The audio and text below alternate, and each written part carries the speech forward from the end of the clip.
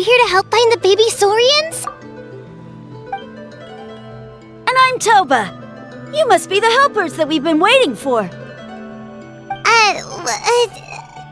It's nice to meet you too, but we're just passing through. Oh, but Uncle Sanka said he was gonna send some of his friends over to help us. You sure he didn't mean you? Yeah, sorry. Whatever this is about, it sounds like you've got the wrong end of the stick. Wrong end of the stick? Darn it! We've been tricked, Huni. I should have known that Glasses Guy was a con artist. What are we supposed to do about the baby Saurians now? Time's running out. It's okay, Huni. Don't worry. Why don't you tell us what happened with these baby Saurians, huh? There's been a lot of unrest in the tribe lately, and my dad's Saurian got injured. Her name's Nana, and she has 3 little babies. After what happened to Nana, her babies were so scared that they ran off and hid. I'm really worried about them, so I decided to go look for them. If Nana is your dad's Saurian, why isn't he the one looking for them? My dad's one of the elders, so he's busy getting ready for Turnfire night. It's a really important ceremony, more important than this, anyway. I'm not supposed to be out here either, but I snuck out without telling him. I didn't think it would take very long, but then that guy we ran into made us tell him loads of stories, and it wasted so much time. Yeah, he was so selfish. He doesn't have a heart. It's all right. Don't let him get to you. We're here now and we'll help you because we care a lot, don't we, Traveler? They should be. I already managed to find their tracks, and it seems like they're hiding on the cliff. Really? Wow! Thank you so much, Mr. Traveler and Miss Paimon. Awesome. You gotta be careful out on the cliffs, though. They're really steep. Even grown-ups have trouble climbing them.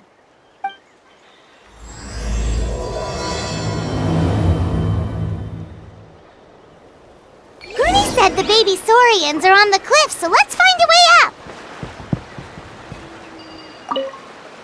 Good luck, and stay safe. We'll wait right here.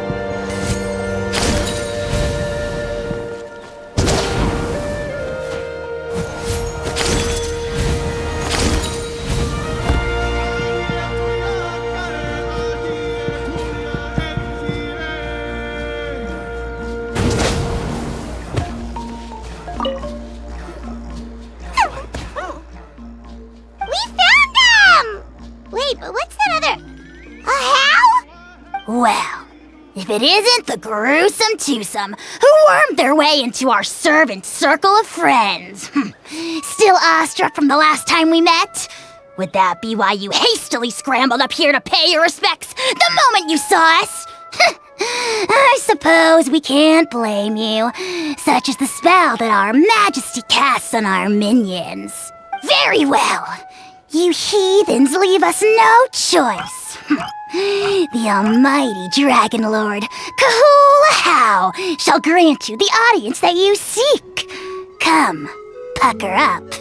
You may now kiss our feet. Wait, aren't you like Kinich's sidekick? What the heck are you going on about? You're somehow managing to be even more annoying than the last time we met. Silence! Who are you calling sidekick?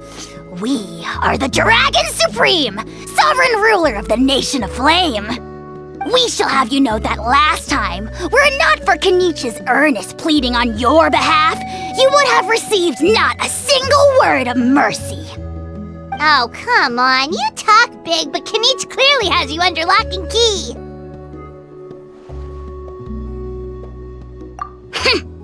That's more like it. If you must know, our humble servant begged us to investigate an abyss incident near Hoytzitlan, and we chose to grant his request.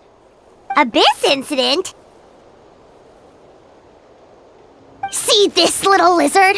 Its mother, a medium-sized lizard, came under the influence of abyssal power. In her confusion, she attacked my servant's tribe, then assailed her own offspring. Yikes.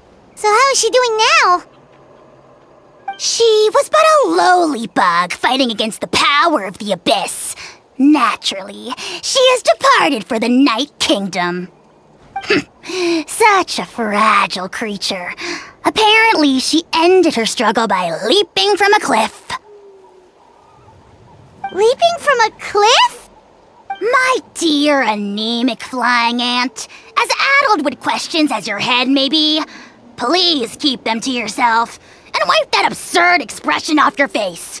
We are the almighty Dragon Lord Kahula-How, not a wish-granting fountain. Anemic flying ant! Just you wait. Two can play at the ugly nickname game. We sense a faint abyssal energy. An evil sorcerer must be lurking nearby, but they are well hidden. If you encounter any suspicious outlanders, be sure to give them a robust interrogation. Suspicious outlanders? Wait, are you mocking us? Ha! How dare you cast aspersions on your ruler, heathen! You're just lucky that our servant has such vile taste in friends. Otherwise, we would beat you black and blue, and then purple, then black again! If you're not here to kiss my feet, then get out of my sight. Do not impede the work of the almighty Dragon Lord, Kahula-How! The potty mouth on that guy! Paimon is furious! Still, good to know about the abyss threat, huh? Wasn't expecting that. Let's not get sidetracked.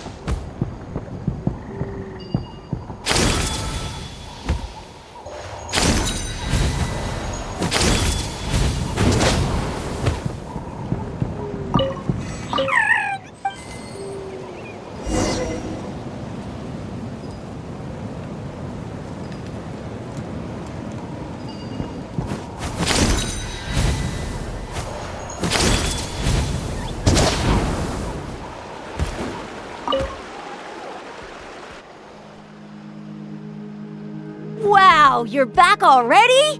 That was so fast. I'm so glad that the babies are all right. Thank you both so much. Now we can finally go home and stop worrying about them. You're welcome. Piece of cake. You're not from Natlan, right? Because your clothes look different than ours. Hey, you must be tired after all that climbing. You should come take a rest at my house. Yeah, please come. I promise you'll get a big Scions at the Canopy welcome. We love having guests, and you're really nice people. Not like Glasses Guy. By the sound of it, Glasses Guy wasn't from Natlan either, right? Uh-huh. Well, his clothes sure weren't. You know what? Now that I think about it, there was something really fishy about him. Really? Maybe he was the suspicious outlander that Ahau mentioned. Sure, if you're interested. Let me think. How did the conversation go again?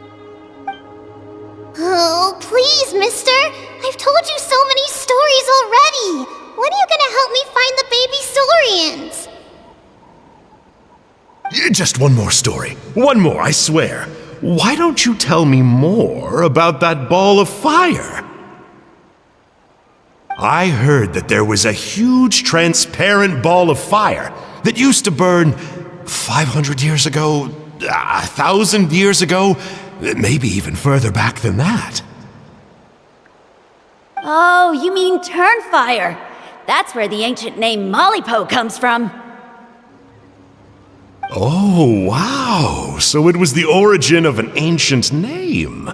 That's impressive.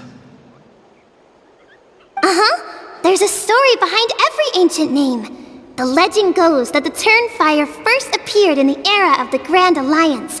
It was used by the tyrant Och Khan to rule over Natlan and oppress anyone who opposed him. Turnfire is different from normal fire. If you get set on fire with it, you'll feel horrible burning pain from behind you, but you won't die from it right away. And whatever you do, you mustn't turn back to look at it. Why? What happens if you turn back? As soon as you turn around, poof! You get burned to a crisp. Well, good golly gee. I mean, it's one thing to singe someone's clothes, but burning people alive? That is a big no-no in my book. Right? How nasty is it to burn someone from behind and not even let them turn around to look? Och Khan really was an evil tyrant. Yes, shocking behavior. Now, let me guess. Eventually, a valiant hero came to save the day? That's usually how these stories go. Good guess, Uncle Glasses. Seems like you really know your stuff. The hero was called Yupanqui. He's the ancestor of our tribe. Yupanqui was friends with Och Khan the tyrant, and also Shibalanke, the first Pyro Archon.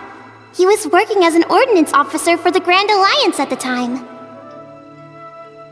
He didn't like how Och Khan was such a cruel tyrant, so he stole the Turnfire and threw it at the Och Khan's army.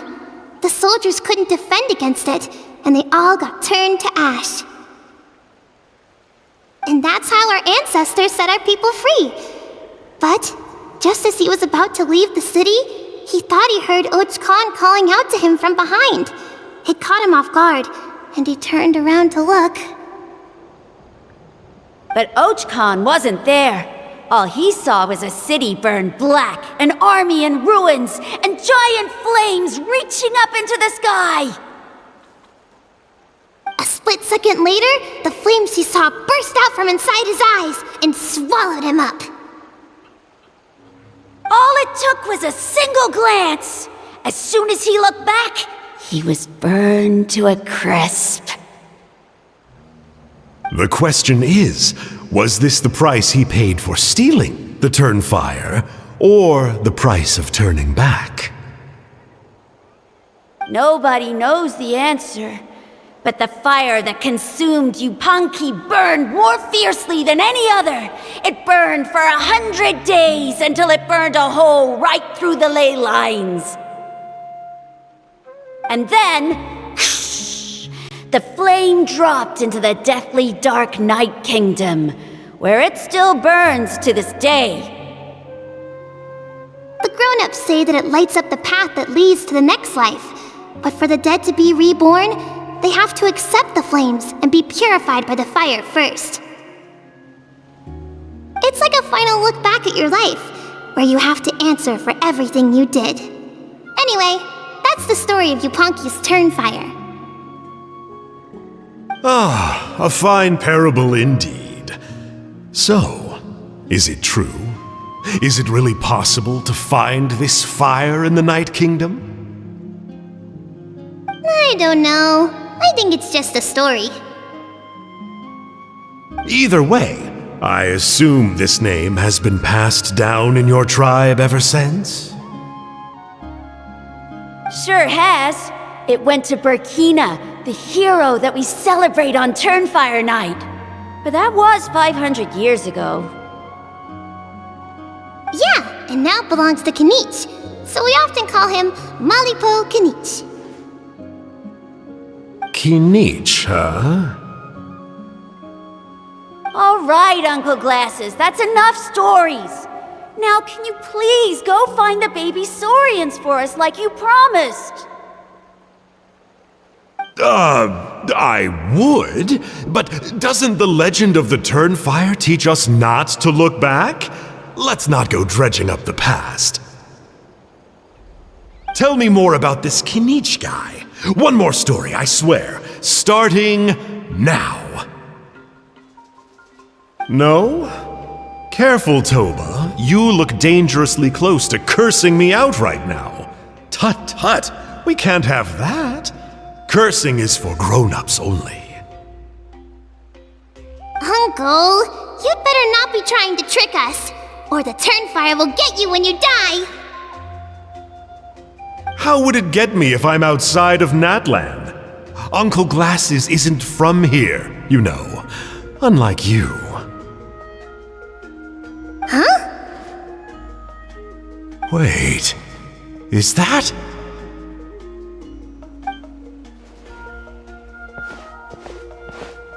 All right, kiddos. I'm a man of my word. 2 of my friends are on their way here, and, yeah, they'll help you out on my behalf. Work them like dogs, okay? That's what they're here for. Don't go easy on them just for my sake. Really? Well, first, can you tell us your name? We met at the foot of this cliff, so beneath the peaks, let's go with Sanka.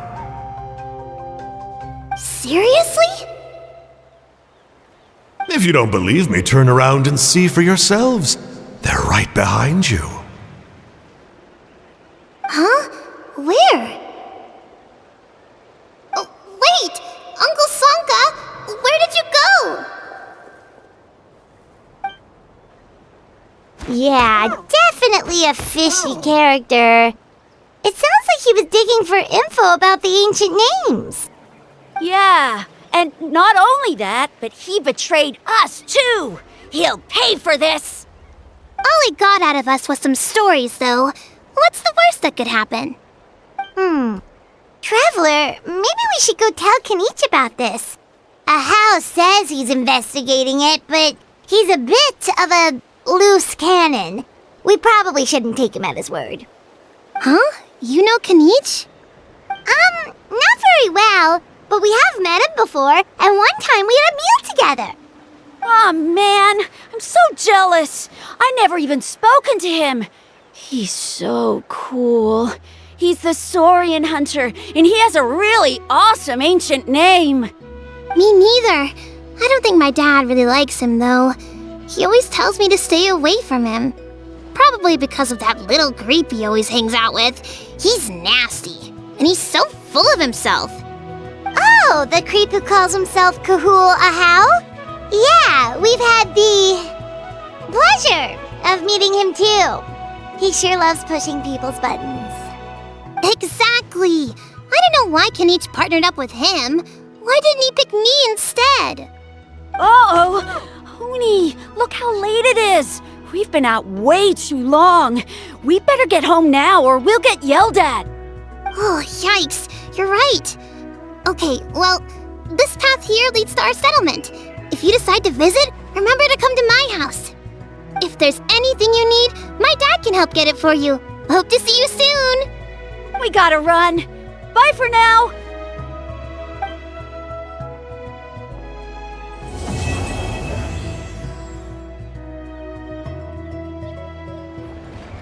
Hoonie, what were you thinking, going out by yourself? Don't you know how dangerous it is? It's okay. Toba helped me, and we... Kind strangers?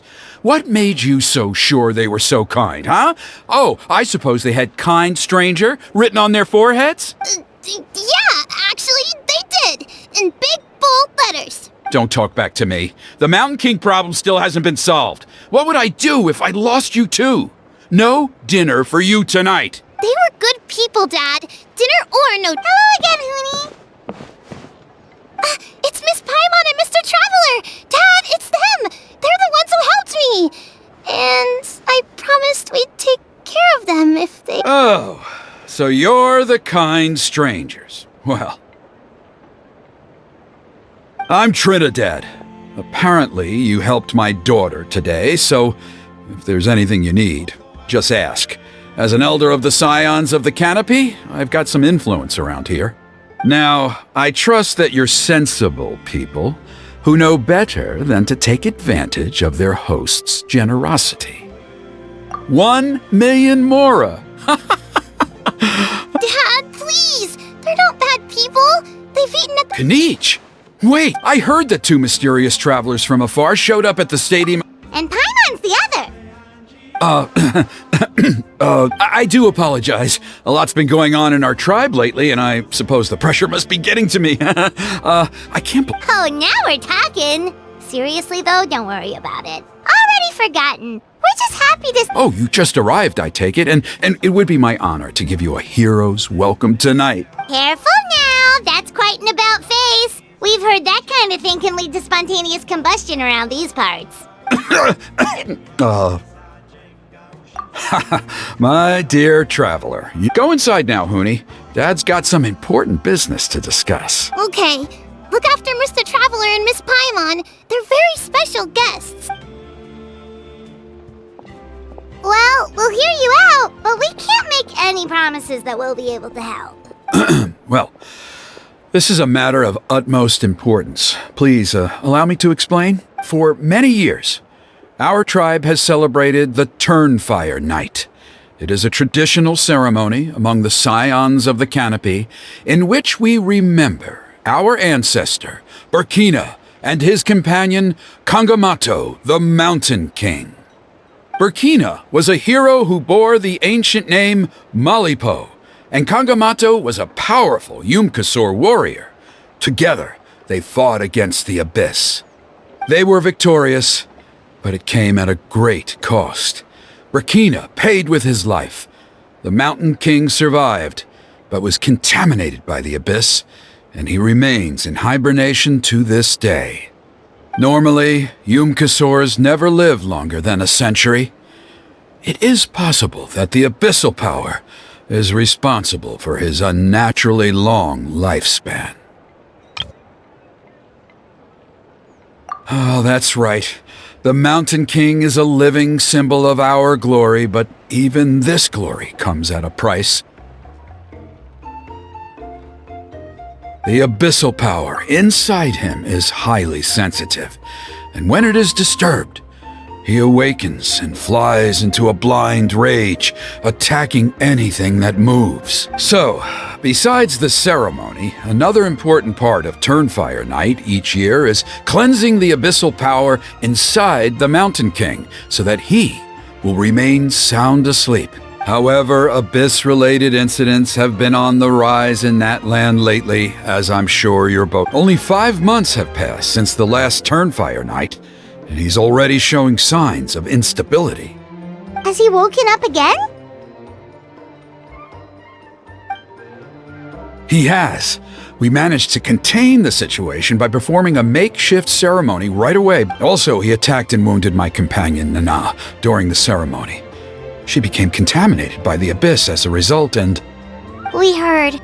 Such a tragedy. We're really sorry for your loss. Yes, and Nana wasn't the first.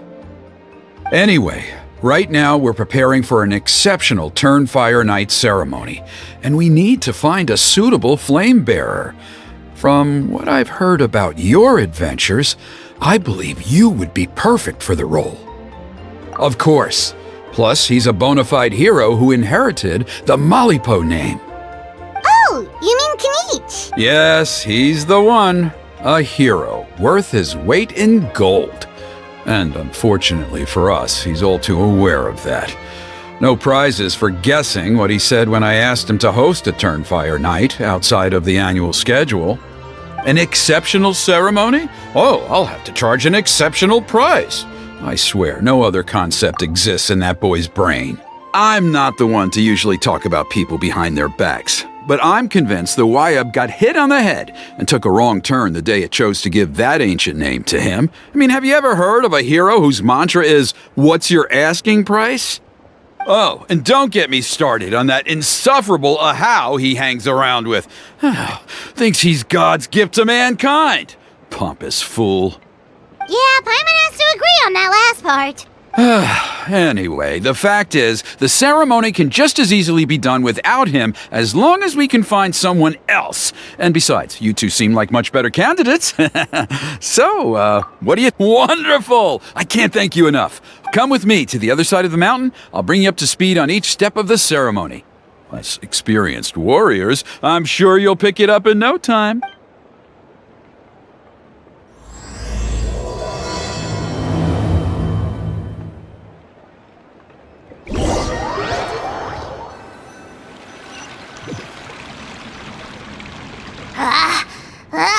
Achoo! Curses! Who dares insult the great Kahul-Ahau behind his back? Oh, great Kahul-Ahau, bless you. Shut your filthy mouth, worm of the abyss! Your putrid words defile the air we breathe. You make the almighty Dragon Lord, Kahul-Ahau, sick to the stomach! Speaking as a member of the Abyss Order, that's music to my ears. Exactly the kind of reaction we're going for. But on a personal level, I gotta say, it's pretty hurtful. Ugh, never have we heard such brazen blustering from someone who is inches from death! Up yours, Four Eyes!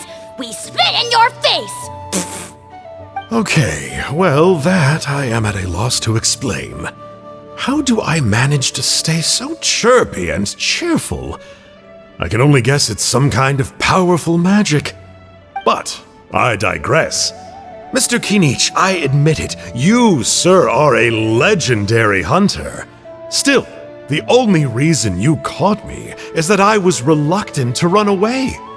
You see, I'm very interested in the lore of your tribe. Kay? Is that it? Kay? Aren't you intrigued to know what it is about you guys that prompted a visit from the Abyss? It's the extreme sports! The other day, I narrowly avoided getting hit by a very brave soul who just leaped off a cliff. I think you call it bungee jumping? Look, I even did a painting inspired by the You scum-sucking swine! I swear, if you go bungee jumping, it'll be without a rope, head first off the tallest cliff, with a band of hunters on your tail, and nowhere left to run! You say that, but I get the sense that Mr. Kinich isn't planning to take my life right now. On top of that, I'm tired of spying on you from afar. So why don't we just negotiate a comfortable operating distance that works for both of us? I've heard that the most important thing in human relationships is to respect each other's boundaries. What do you say, Mr. Kinich? Or you could tell me what it is you're really after. What? And then I'll name my price.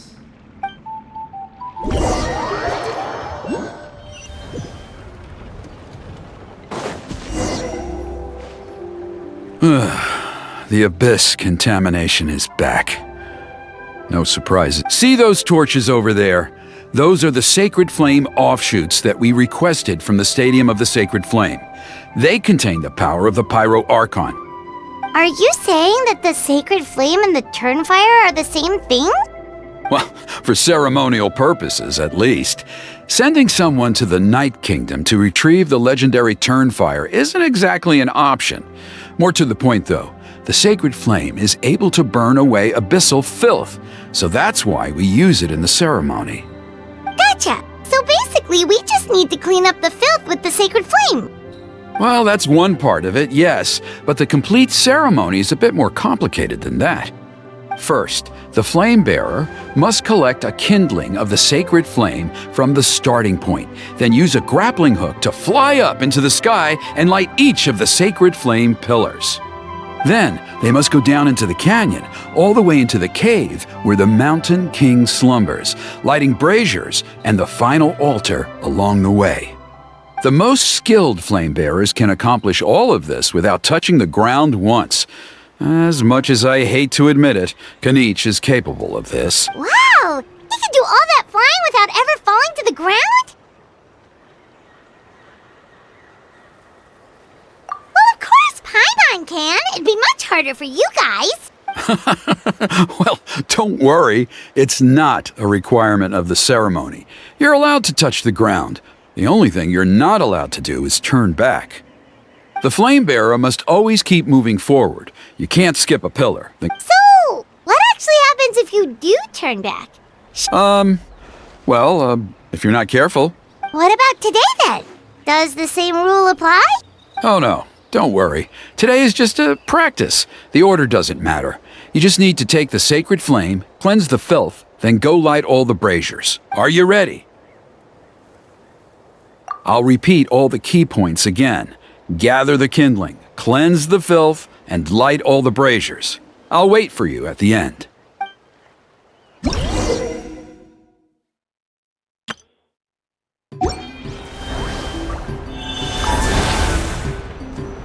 Alright, let's use this kindling to complete our mission. There's abyssal filth over there. Let's burn it away with the sacred flame.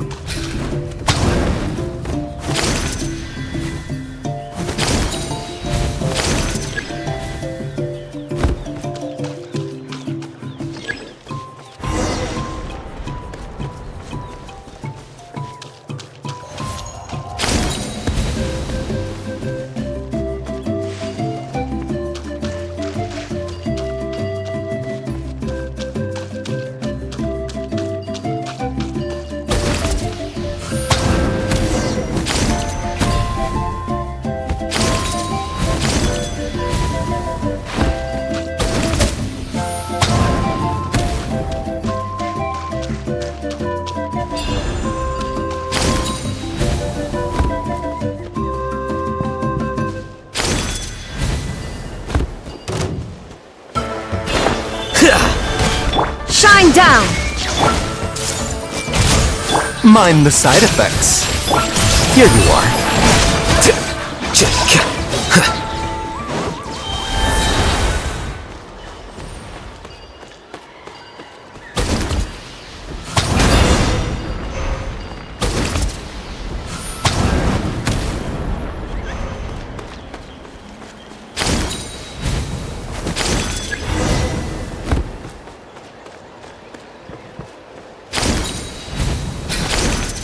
That should be all the braziers. Let's regroup with Trinidad.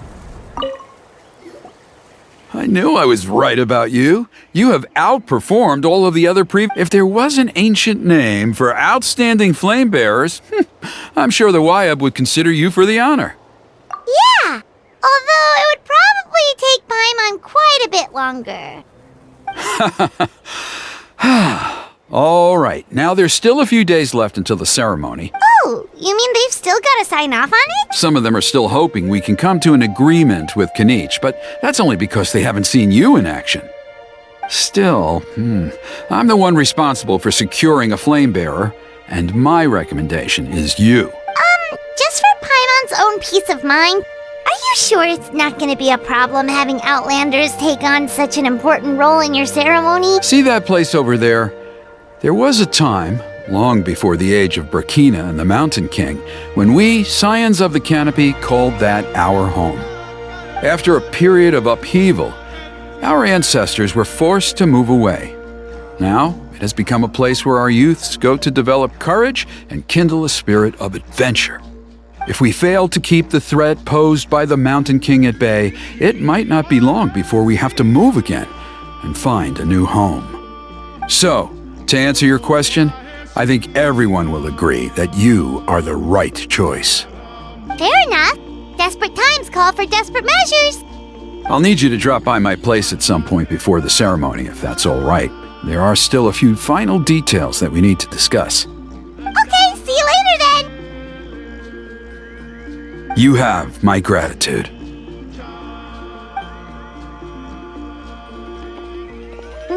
decked out with a lot of other local festivals before, but this one feels a little different. Anyway, let's take a break before heading back to Trinidad's place.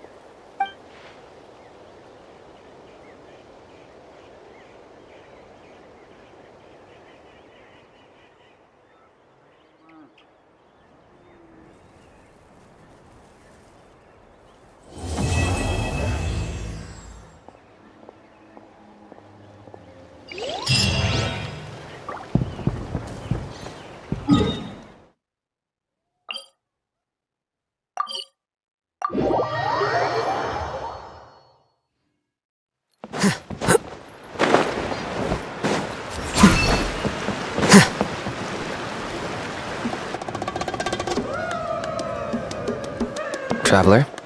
Paimon? Kinich! Fancy meeting you here! We've actually been looking for you. I'll get straight to the point. I hear you accepted a proposal from Elder Trinidad. Oh, the, Turnfire Knight, you mean. You were still his first choice, it's just... Oh, jeez. It's not what it looks like, promise. Chill, it's cool. I only mention it because there's something you should know. And I suspect Elder Trinidad hasn't been completely forthcoming with you. His true intention is to resolve the Mountain King problem once and for all. Once and for all? You mean this'll be the last Turnfire Knight ever? That's right. He wants to use you to send the Mountain King to the Night Kingdom.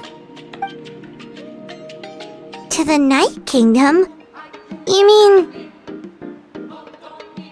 To his death. Whoa, are you serious right now? You shouldn't go blurting out accusations like that, it could get you in trouble. Too blunt? Okay. I'll phrase it more gently. There is potentially a possibility that Elder Trinidad may be hoping that during the course of the ceremony, you kill the Mountain King dead. But that's ridiculous! He told us the Mountain King is a living symbol of your tribe's glory! And that glory comes at a price. Oh, that's right. The Mountain King is a living symbol of our glory, but even this glory comes at a price. Ah, yes, and Nana wasn't the first.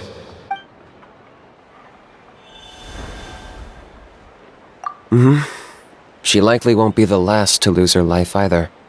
Still, is killing the Mountain King really the only way? It seems so extreme! The Mountain King is a unique case when it comes to abyssal contamination. It's eaten away at him for so long that it has consumed him entirely, and the damage is irreversible. That evil power has both driven him insane and kept him alive over the centuries. So, to look at it one way, once it's completely purged from his body, the Mountain King will finally be able to rest in peace. In past ceremonies, we've only purged around half of the abyssal power. This was to strike a balance, to keep him alive, but also keep him asleep. Trinidad didn't say anything about how much power he wanted us to purge, but he did say there were some more details to go over before the ceremony. Then it sounds like you'll know for sure soon enough. If he really asks us to kill the Mountain King, what should we do?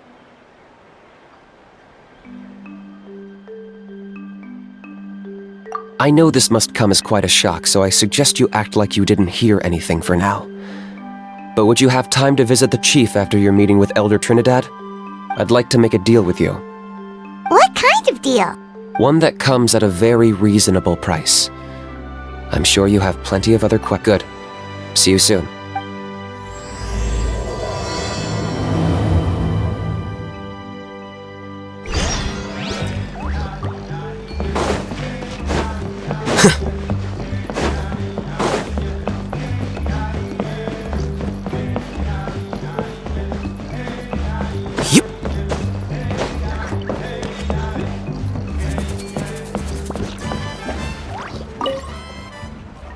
Ah, mighty Outlanders. You have It was, pretty good. Glad to hear it. Things are progressing very smoothly on my end. Many of the elders have heard of your heroic deeds, including the chief. They all speak very favorably of you. There are still those who insist that the ceremony should be performed by the bearer of the Malipo name, but they're just stuck in the past. We need to move with the times. Plus, Kinich doesn't want to do it anyway. Exactly. So, now, it's time for us to discuss the finer details of the ceremony. We covered the fire lighting part of the proceedings yesterday. The next part is the purification of the Mountain King. It's quite simple. You just need to use the sacred flame. We've done it plenty of times before, and it's always very routine. I'm sure you won't have any problems. One point I'd like to stress, though, is that you need to burn away as much of the abyssal energy as you possibly can. The more we dispel, the longer the Mountain King will remain asleep. Asleep, huh? Precisely. In previous years, the Flame Bearer has often been unable to dispel a sufficient amount of abyssal energy. That's the only reason why we have to perform the ceremony on a regular basis. But I understand that you have a lot of experience fighting against the Abyss, and you seem to wield the sacred flame quite effortlessly yesterday. With your help, I'm optimistic this time we can dispel all the remaining abyssal energy from the Mountain King's body, freeing us from this ever-looming threat for many years to come. Traveler?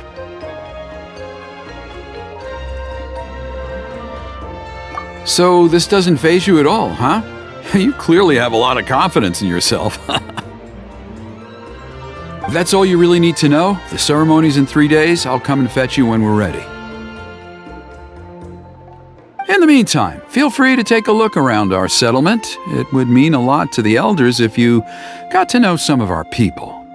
And if you wouldn't mind helping them out with a few errands here and there. So now we have extra errands to run? Maybe we should add a little extra to the price. Just a humble suggestion, that's all. It will help you gain the respect of our people, and as a mighty hero, I'll be sticking around for the next few days. So if you have any questions, you know where to find me. Seems like Kinich was right. We should go meet up with him right away.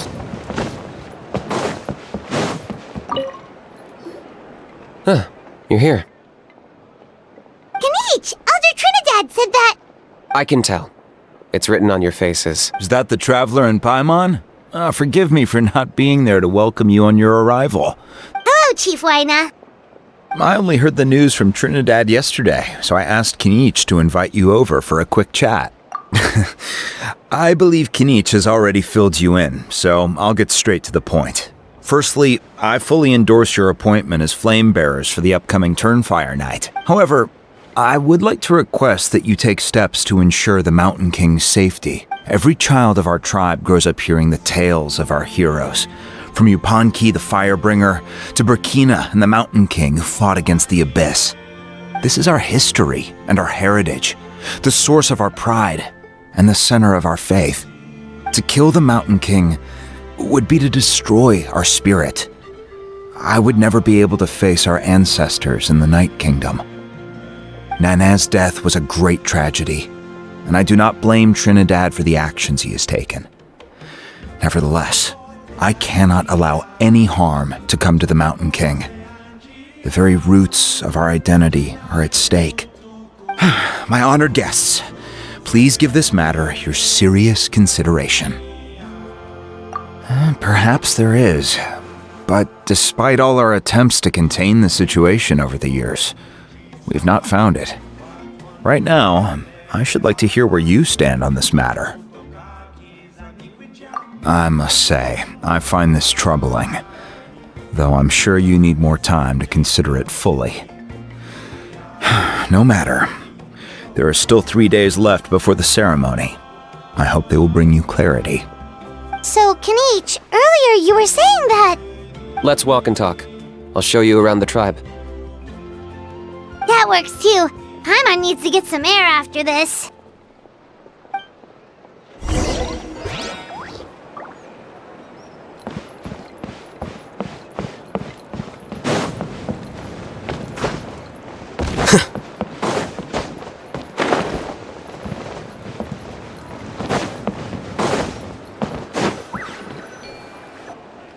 Kinich, Paimon finally understands why you turned Trinidad down. You knew what he was planning, didn't you? That's why you didn't want to be the flame bearer this time, because it's a Double-edged sword is right. But my response wasn't merely an excuse. To solve this exceptional problem, an exceptional price must be paid. I'm working on it. Really? Well, come on then, let's hear it! In a moment. Didn't you have a question you were about to ask me? Oh, yeah. What was it again? Oh, right! We need to talk about how he's completely unhinged! I agree that he has a problem.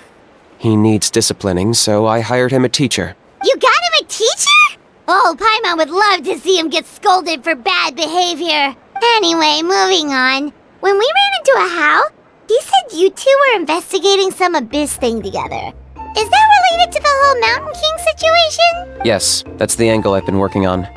I'm a Saurian hunter, but I occasionally hunt the abyss too. One time I was pursuing some purple demonic dogs when I accidentally entered a hidden space. I did some research after the fact. Apparently they're known as beastly rifts, and there are many of them of all different sizes. That's where those purple dogs were coming from. So, if we can locate one of these beastly rifts, clear the monsters out, and move the Mountain King inside, he'd be able to continue living, but without posing a threat to the tribe. Whoa, that sounds kinda crazy. Would it really work? It's not without its risks, of course. There's a lot of unknowns in the equation. For instance, for all we know, a prolonged period inside the rift could make the Mountain King's condition worse. Still, we desperately need something like this, even just as a temporary measure. You've seen the conflict the issue is causing in our tribe for yourselves, and believe me, it's been a long time coming. The chief is adamant about keeping the Mountain King alive, whatever happens. Paimon can understand. It's less about the Mountain King and more about preserving your culture and heritage. Yes, but on the flip side, you've got people like Elder Trinidad, who is more concerned about and he has every right to take that view. It's one thing to try and preserve the last remnants of a glorious no one can seriously tell them that's a fair trade. You're right. There's no easy answers here. Let's leave that to one side for a moment and assume we go with your plan. Because at least in our experience, the dogs open the rifts when they want to attack us, not the other way around. I think I know a way. You have any better ideas? Not at the moment, but it just feels like using the power of the Abyss for our own ends isn't gonna end well. After all, the Abyss is what turned the Mountain King into a monster in the first place. If it doesn't end well, then that's the price we pay. Everything in the world comes at a price. Even when Yupanqui, the Firebringer, stole the Turnfire, it cost him dearly. The Mountain King's erratic outbursts have brought tensions within the tribe to a boiling point. Unless this gets resolved quickly, everyone will be stuck in a stalemate. Alright, so what's this deal you wanted to make with us? We're hardly experts on exploiting abyssal power. All I need you to do is keep people away from me. I'm getting harassed on a daily basis by people trying to convince me to be the flame bearer. I can't afford to waste all my energy dealing with them. If you help me out, there'll be a gift for you in return. Ooh, what kind of gift? Something well worth your while, I'd say. Just keep doing what you've been doing. Integrate yourself with the tribespeople, so everyone comes to terms with the fact that we have a new flame bearer. That way, I won't have an endless stream of people coming to beg me to join the ceremony, and then, when the day of the ceremony comes, we'll move the Mountain King into his new home. Still sounds pretty crazy. Even for a daredevil like you, that's dangerous. And even if it works, what if neither Chief Lina nor Elder Trinidad are happy? At least the two of them would finally be on the same side of the issue, leaving only me on the opposing side. The tribe needs leaders like them far more than a Saurian hunter for hire like me. Can I take that to mean that we have a deal? For sure. And who knows, maybe we'll come up with an even better solution to all of this in the next couple of days. Great. Well, for the next couple of days, please spend some time among the tribe and lend a hand wherever you can. I'm sure everyone will be swept off their feet when they... Good luck to us both.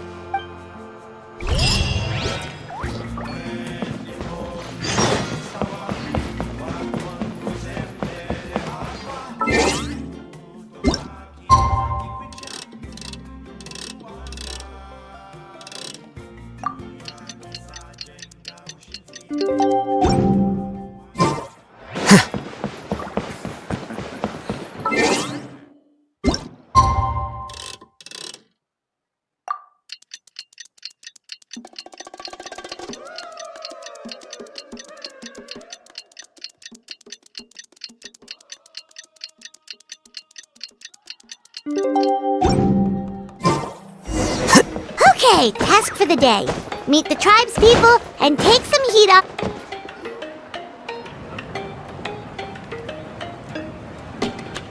Hoonie, how can you call the Mountain King a monster? Because he hurt a lot of people. And look what happened to Nana. But it wasn't on purpose. The Mountain King is sick, that's all. He's been hurt by the abyss. That's true. But the fact remains that he's now a threat to all of us. How can you be so harsh to someone who's sick? If you don't take back what you just said, I don't know if we can carry on being friends. Toba, Huni, what's wrong? Hooney's saying nasty things about the Mountain King. It's not right. He's our hero. Once upon a time, maybe, but not anymore. Yesterday, maybe, but not anymore. Toba? Fine. I guess my dad is right. Things change, and you just have to accept it and move forward. As of today, our friendship is over. There's no going back. Oh, come on, cut it out, you two. We have some great news to tell you. The Traveler is gonna be the flame bearer for the next Turnfire night. He's gonna do a beautiful ceremony and cure the Mountain King's illness for good. What? Really? So that's what my dad wanted to talk to you about? To be fair, from what we saw the other day, you are pretty good at climbing cliffs. Probably just as good as Kinich. Wait, speaking of Kinich, where even is that guy? Oh yeah, good question. Is he not coming to the ceremony anymore? We can get him to come, but if he catches you two fighting again, he won't... No, we can't let that happen. I didn't mean to argue with Toba. All I said was that the Mountain King has done some pretty bad things. Yeah, if you weren't friends, there's no way Toba would have come to look for the baby Saurians with you. All right. Well, because it's the Traveler and Paimon, Dad just really misses Nana. And I was really upset that she's gone, too. Huh? Oh. I shouldn't have spoken to you the way I did either. It wasn't very nice of me. For the Traveler and Paimon, Kinich, and for Nana. I'm sorry too, Huni. That's more like it. Now you're best friends again. Guess so. Toba, if I ever say something mean about the Mountain King in the future, I'll make sure I say it to someone else, and not you. I'd better go buy some colored cloth for my dad now. He needs it for Turnfire night. Let's play again some other time. See you, Toba. See you, Traveler and Paimon. Okay. I'll head home as well then. See you next time. Okay, take care, you two. Even though they said they're sorry, it looks like their friendship isn't as strong as it was before. Let's just hope we can solve this once and for all. Come on, let's move on.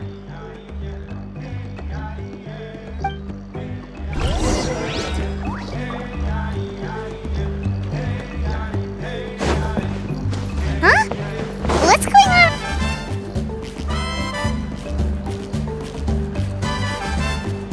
Hey there! What's happening here? A rehearsal for the Turnfire Night dance. Ooh, there's a dance involved? You don't know it?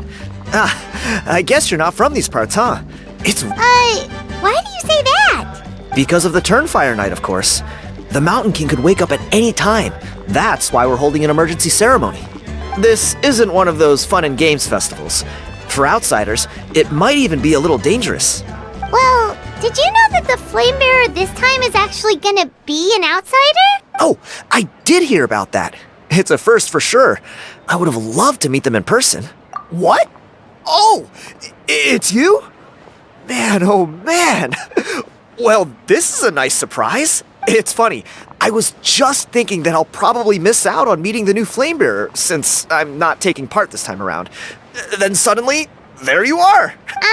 You're not taking part in the Turnfire night? How come? You must be joking. What?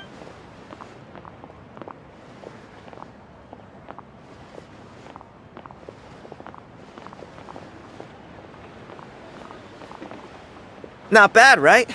Yeah, I'm considered one of the better-looking guys who dances beneath the pillars of the sacred flame. Been doing it a few years. Always gets the ladies out to watch. Oh, very impressive. So why'd you quit? Well, I feel like the whole Mountain King situation is getting more and more precarious. It's just not safe here anymore. One of our elders' Saurian companions even lost her life not long ago. The question is, what are we going to do about this in the long term? But our leaders don't have any answers for us. They're probably too busy fighting about it amongst themselves. The way things are going, it's only a matter of time before it gets violent. So I figured, you know what? Now's as good a time as any to get away for a little while. Go do some exploring. You look a little disappointed. Disappointed? Nah. It's a great opportunity to go see the world. As every male scion of the Canopy knows, wherever you are and wherever you go, the only way is forwards. We take pride in that. I won't forget my roots. I managed to get in touch with the Saurian Relics Association. They gave me a simple test. Find a decent quality relic and... What's the Saurian Relics Association? You've never heard of it? It's a group of amateur history enthusiasts who do research on the ancient Saurian era. They're all about collecting relics and remnants. Speaking of which, the guy who was Flamebearer before you, I've heard that his Saurian buddy comes from that time. A how? A how's a relic from an ancient Saurian civilization? Oh, yeah, him. So you know those two already, huh? Then, do you know how they met? It was deep inside some mysterious ruin, and they signed a contract there. The association folks say that the kind of contract usually comes with a huge hidden cost. Really? That sounds ominous. Who knows? But if it's true, Kinich can probably handle it. He knows what he's doing with weighing up contracts and costs and stuff. I doubt he'd make a contract that doesn't benefit him. Strangely enough, I actually happened upon a strange mural a while back, and it looked to me like it was depicting a Saurian and a human involved in some kind of Saurian-era contract ritual. Oh, does that count as a relic then? You bet it does. I was all ready to go take a picture of it and use it as my entry ticket to the association. But after all the abyssal activity recently, I heard that area's been overrun by monsters. The best laid plans, huh? I'll just have to wait and see if things improve. Or... you look like you know your way around a fight. I don't suppose there's any chance you'd be able to help? If all you need to get is a picture, that should be pretty achievable, right? The Traveler deals with monsters all the time. It's a piece of cake. Wait, you're seriously gonna help me out? Come on, it's no big deal. Compared to some of the things we've been roped into before, this is nothing. Pyro Archon above, you two have hearts of gold, you know that? You're the kind of people who could dive into the Turnfire deep in the bowels of the Night Kingdom, and it wouldn't burn a single hair off your head. Of course it is. All right, come with me. I'll show you the way.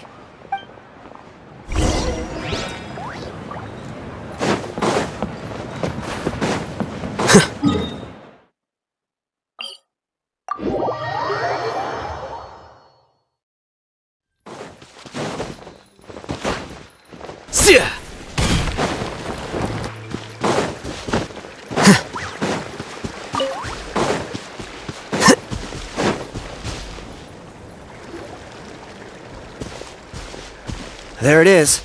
It's inside these ruins. As you can see, the place is crawling with monsters. Alrighty then. Stay back and take cover, Tiago. This could get dangerous. We'll take... Great minds think alike. I'm not about to...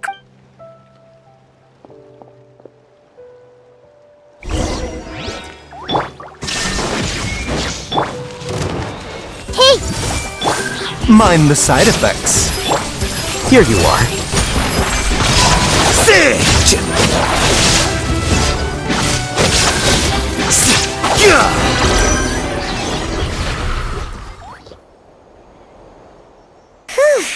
That should be the last of them. It's a good thing Tiago had the sense to... Hey, look! That's gotta be it, right? Definitely looks like a mural. True. Now that you mention it, most ancient murals take up a whole huge wall. This looks more like someone with a paintbrush got bored and started doodling. It does match the story he told us, though. There's a Saurian and a human.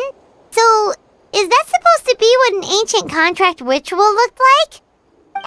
Whatever. We're not here to decipher it. Just photograph it.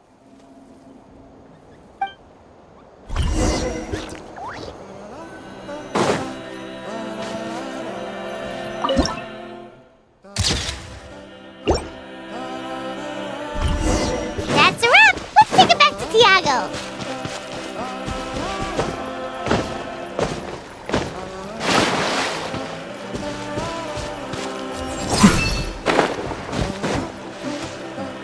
You've been robbed? Oh. I put blood, sweat, and tears into that, and now I've got...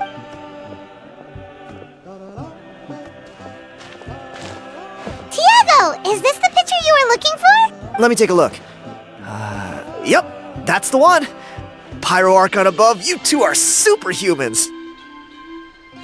Hey, Ponche, come and say hi to these guys. They're gonna be the new flame bearers, and they're... Wait, are you the... Huh? You already know each other? I don't think so. My nephew Toba's been telling everyone about you. He says you're crazy strong, super friendly, that you helped him out, and that you're gonna be our flame bearers. Oh, so you're Toba's uncle. Great to meet you, sir. Sounds like we managed to make a bit of a name for ourselves. Toba's not wrong, my friend. These two are honestly some of the nicest, most genuine people I've ever met. Everyone speaks incredibly highly of them. Seriously, if you're comfortable telling them about what... Really?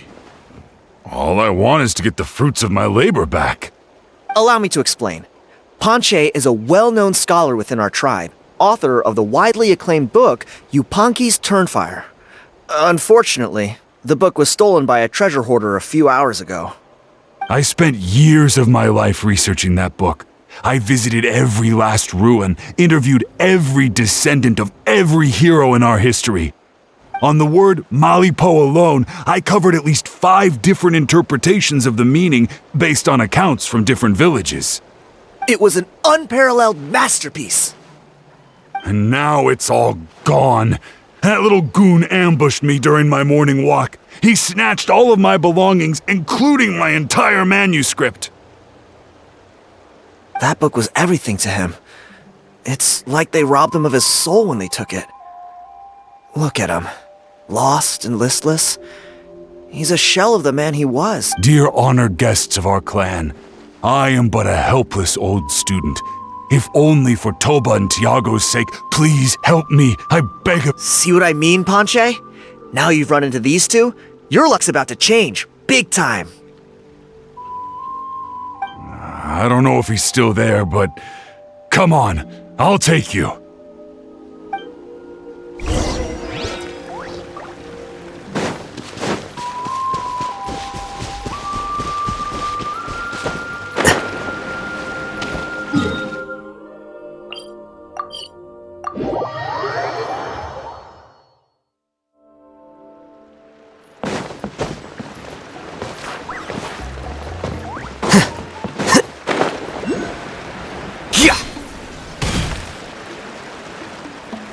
Hey!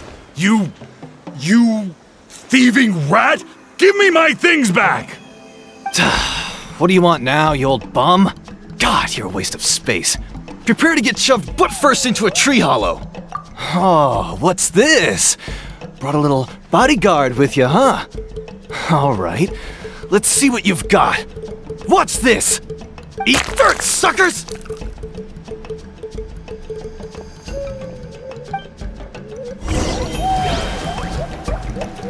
Hey, he's trying to get away! You good? Let's chase him down! Stop, please! By all the warriors, heroes, gods, and kings, I can't run any longer! Please, I don't have your stuff anymore. Have mercy! Oh yeah? Well, where is it then? I threw it away! You threw it away? The old bum's bag didn't have a single mora in it! Just a tatty old book, worn out pens, and some old rags. All that time lying in wait was for nothing. I was so mad I just threw all of it away. Is that really the truth? Okay then, Where did you throw it away? The same place you found me! Look, I swear on the Pyro Archon it's the truth! May all my worldly possessions be turned to ash by Turnfire if I'm lying! Okay, that's a pretty strong oath. What do we do now? It sounds like he's telling the truth. Right, let's hope nobody gets to the book before we do. We'll never get it back then.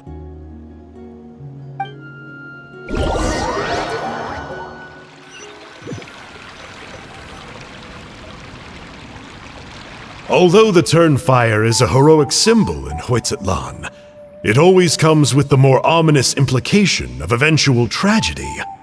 This holds true for all bearers of this ancient name in recorded history.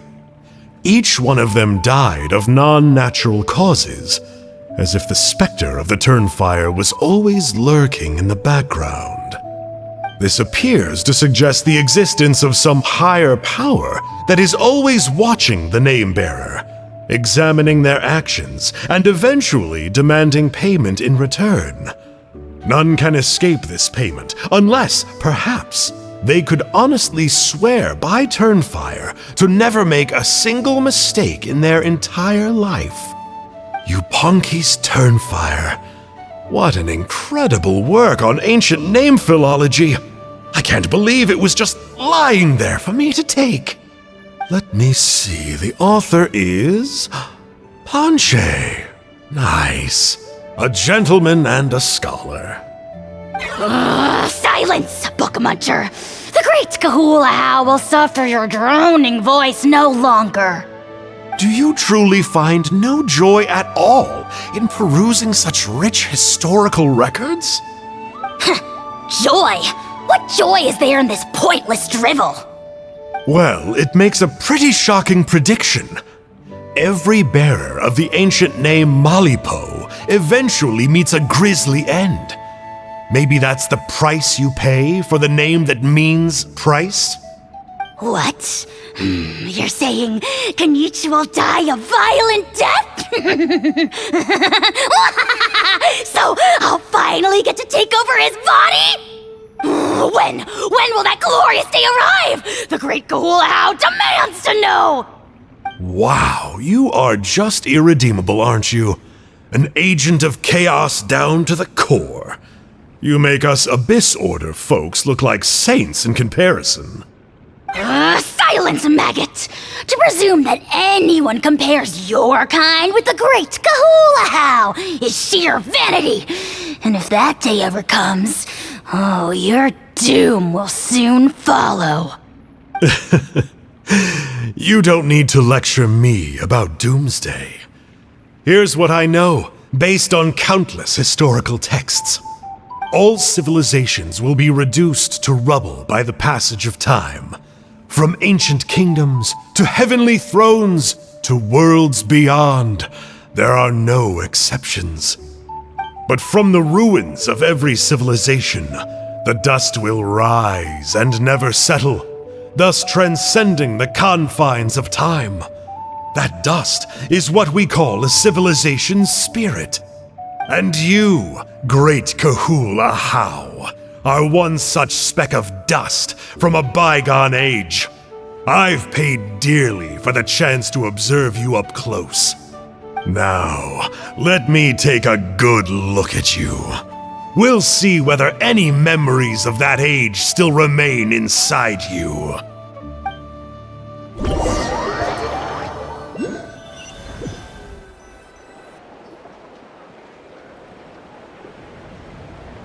We're so sorry, Mr. Panche, but we couldn't find your... Does that mean all of my hard work? You gotta stay positive, Panche.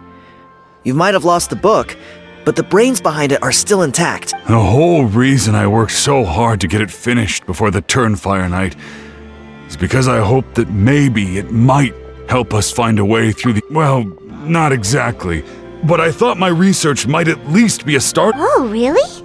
So what did you find out in your research? I think the key to all of this lies in the power of Malipo. Panche, you know as well as anyone that ancient names don't hold any real power. Symbolic power. You're right, but Malipo may be a special case. Given that it first arose in the era of the first Pyro Archon, it might contain remnants of Xbalanque's power. Yeah, I remember that story. My grandpa told it to me when I was a little kid. Maybe you're the special case. Most kids stop believing in that stuff by your age.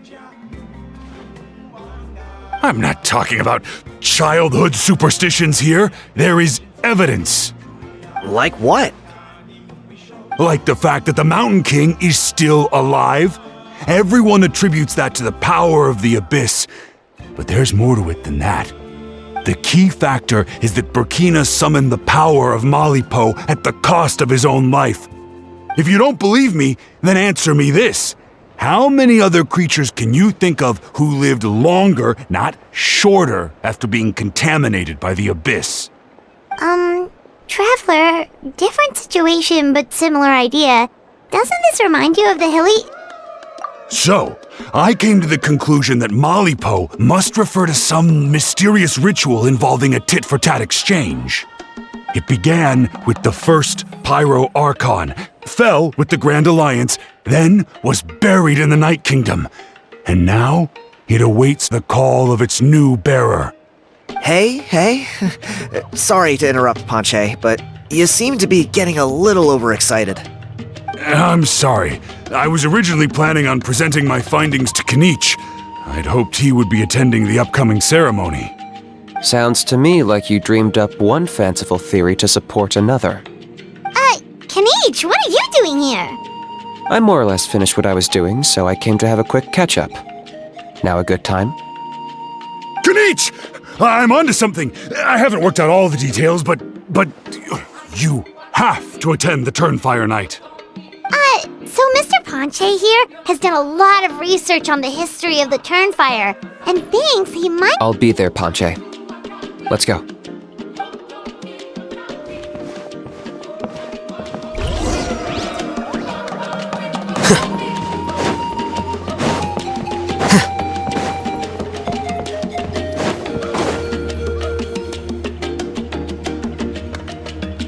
Here will do. Yeah. I'd like your help giving it a trial run tomorrow. If that works, we have our plan come Turnfire night. Sounds like you're not considering Ponche's idea. You heard him. He hasn't worked out the details yet. We need a more practical solution with concrete steps to follow. Yet? Are you saying you think he might actually be onto something? I think it's possible, based on something I know about the war 500 years ago. Burkina didn't fall to the Abyss. He was killed by the Mountain King in an episode of madness.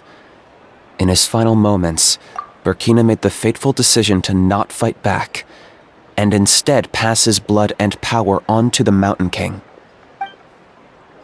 Maybe he thought the Mountain King was stronger than him, and more valuable to the tribe.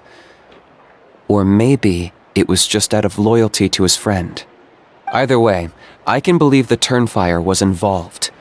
Whether you think his sacrifice triggered it, or his fate was sealed from the moment he took the Malipo name, it makes sense to me. How can you drop these truth bombs with such a straight face? This is what I've gleaned from my many interactions with the Mountain King.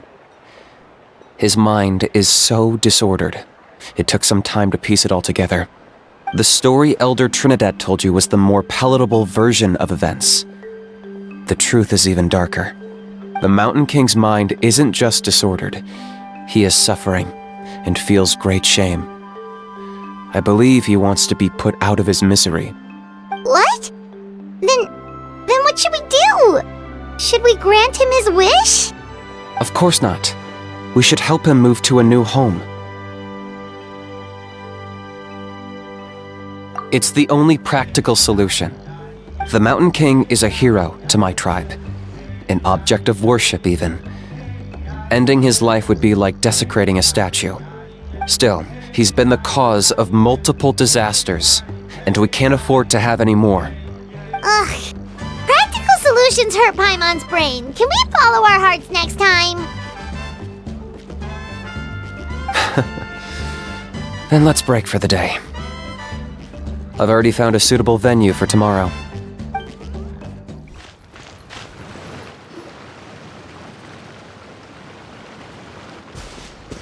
You're here.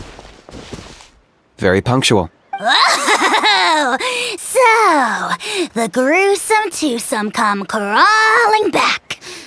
Here to make amends after the gross irreverence you displayed last. Very well. The almighty Dragon Lord Kahula How shall grant you the audience that you seek.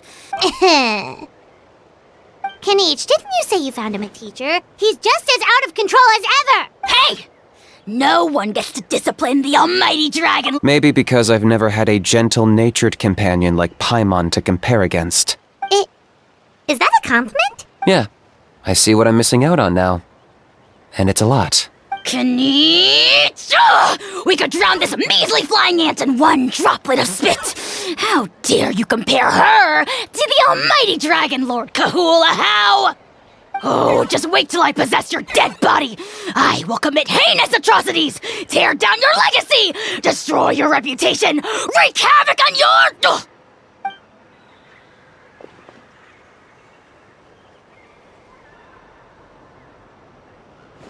Traveler, Paimon, let's get down to business.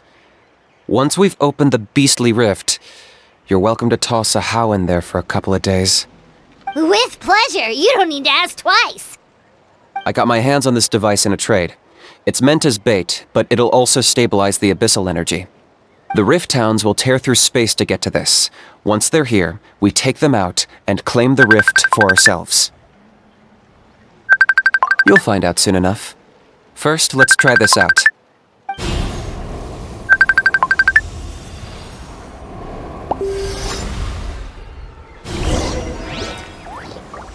They'll tear you to pieces given half the chance, so be careful. A bitter pill to swallow.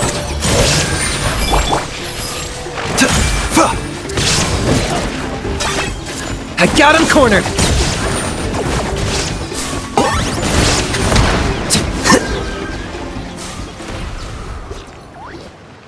Uh-oh.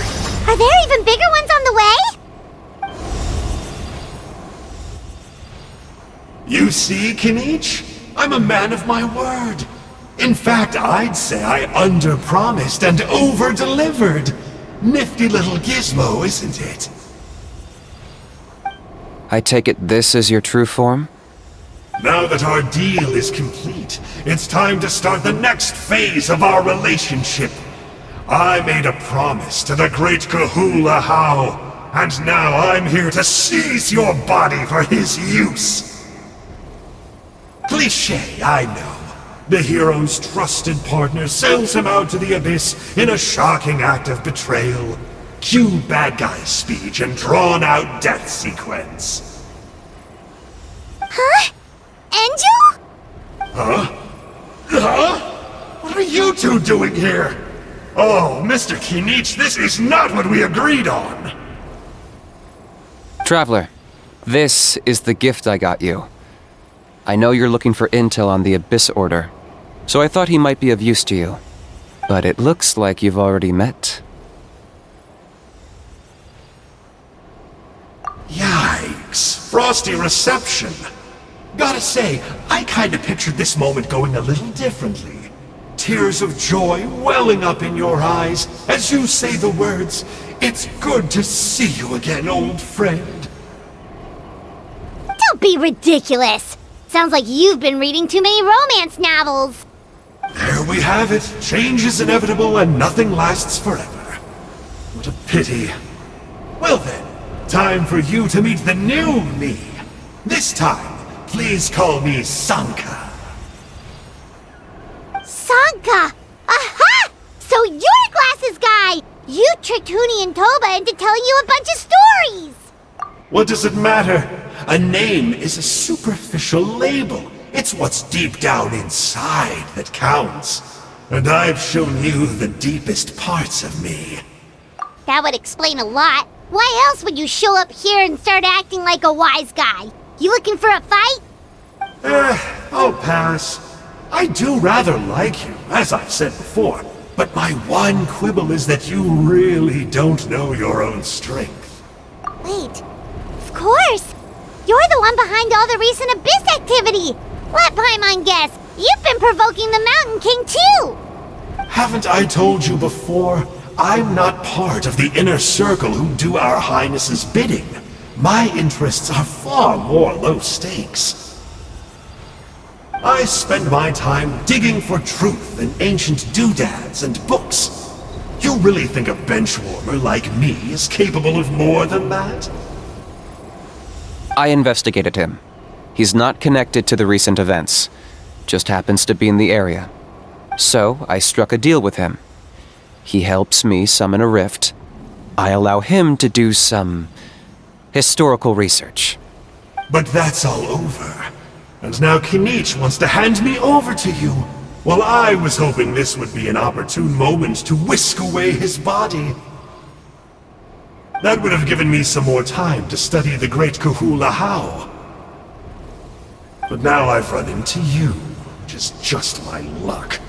Or maybe I've incited the wrath of the Turnfire, and this is the price I have to pay. But I don't understand. What did I do wrong? Wait, does that count? Let me think. How? You are the worst of the worst! Colluding with the Abyss Order against Kinich? How could you betray your partner? There is no betrayal. The almighty Dragon Lord Kahula How is a partner to no one. Don't worry, I told him to act as bait. Yes, and you should have picked a bigger fish. The Abyss Order? Ha! What a joke. Not even a match for our lowly servant. I put up with this toad's croaking for days, and it was all for nothing. It looks like your disciplinary measures have been less than effective, Mr. Enjo. What did you expect? Behavioral rehab isn't really our thing. Otherwise, we might as well change our name from the Abyss Order to the Abyss Boarding School. The abysmal disorder would suit you better. Kinich! Dispose of him! He is of no further use to us! Traveler?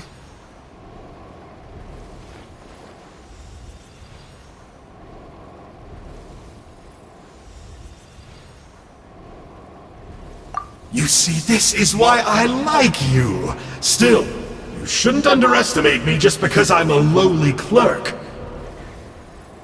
I could never beat you in a straight-up fight, but when it comes to running away, I won't lose to anyone! Do me a favor, and remember how fast I disappear! Maybe then you'll show me a little respect next time. Darn! He got away again! Couldn't you have stopped him? It's alright. He's not worth our time and energy. Besides, it seems like he's in debt to a lot of people. I'm sure they'll keep him busy. If you say so.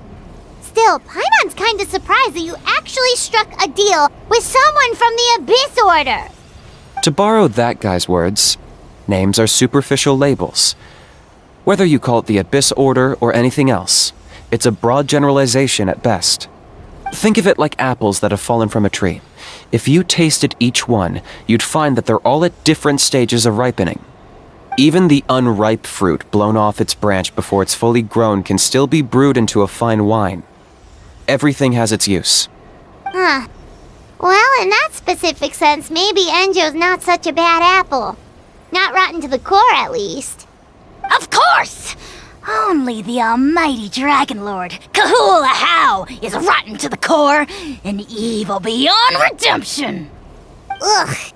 So what exactly are you anyway? You're definitely the evilest little thing Paimon's ever met. Don't worry, he can't hurt a fly. You could say that.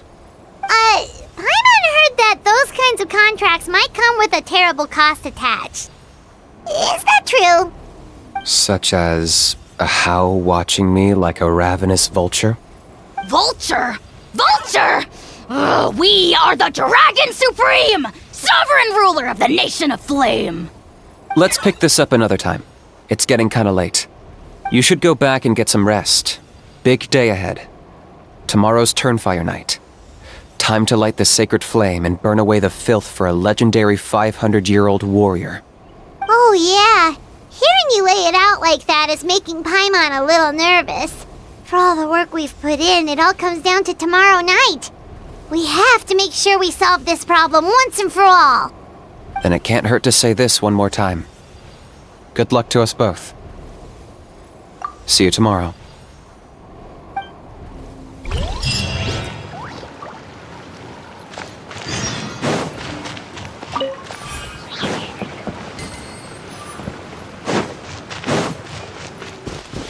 What happened to getting some rest? A house piqued your interest, huh? It's true that he's a relic from an earlier Saurian age, but since we're bound to each other by a contract, you can see him as my companion for now. I know he can be awful, but don't worry. As long as I'm still around, he can't do that much damage. That's a key part of the contract. A How has to obey my orders and lend me his power for as long as I live. And after I die, a How gets control of my body. That's the price. Crazy, isn't it? That was probably the first time I really appreciated what it meant to pay a price. Then once I signed the contract, I received the ancient name Malipo. But that's a whole other story. We can get into it another time if you're interested.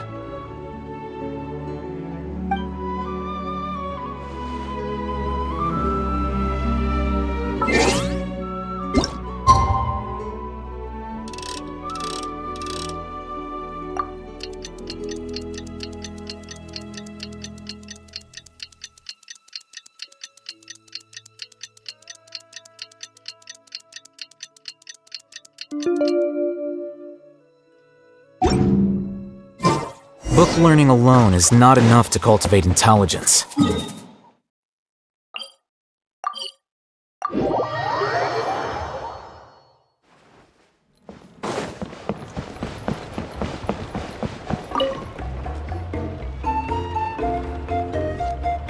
Ah, at long last. I hear you've done much for our people these last few days. Everyone has. Many young people have heard the rumors too. They're all. Well, they won't have to wait for long. We really hope we can resolve the Mountain King situation. Well, it's nearly time.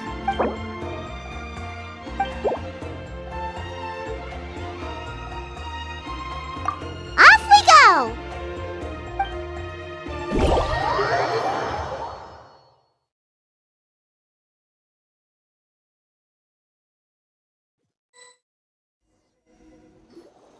Here we are. Our honored guests have arrived. I have heard much about your fine work over the past few days. I hope you'll allow us to thank you properly after tonight's ceremony.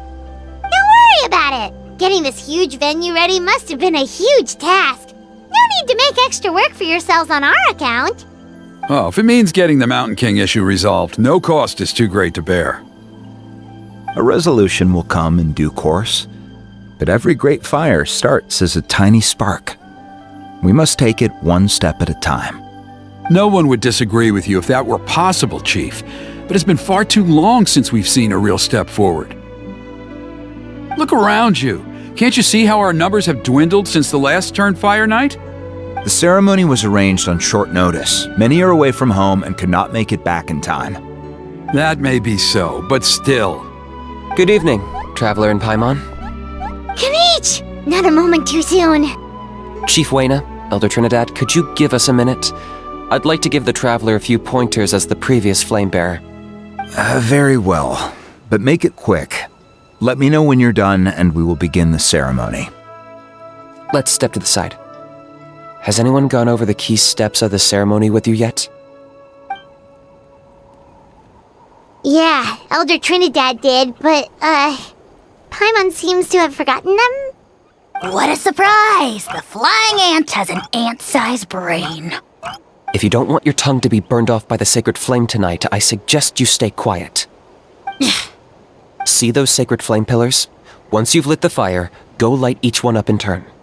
Once that's done, head down into the cave where the Mountain King slumbers, light the braziers along the way, then bring the flame to the final altar. Then the ceremony is complete. That sounds simple enough. The process isn't complicated, but remember, You mustn't turn back at any point. If you miss a pillar, you can't light the next one, then come back to it. You have to keep moving forward, or it's seen as disrespecting our ancestors. If that happens, you won't receive the blessing of the Turnfire, and you'll have to start over. I made you a diagram that summarizes the steps. Take a look.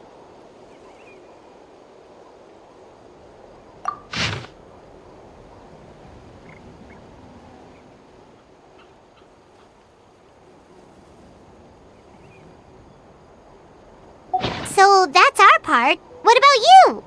I'll be with you the whole way, and once you've lit the altar, I'll start summoning the rift. You can leave that side of things to me. Just focus on your part. Okay. We'll try to remember all that and get it right the first time. Ready when you are. But I think I saw Huni and the others just now. Maybe you should say hi before you start. Might make you less nervous. Just tell the chief when you're ready.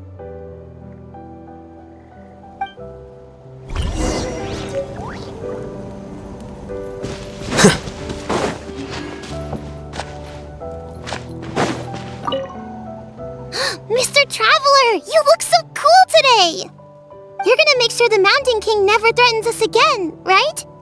I believe in you. I'll be cheering you on the whole time.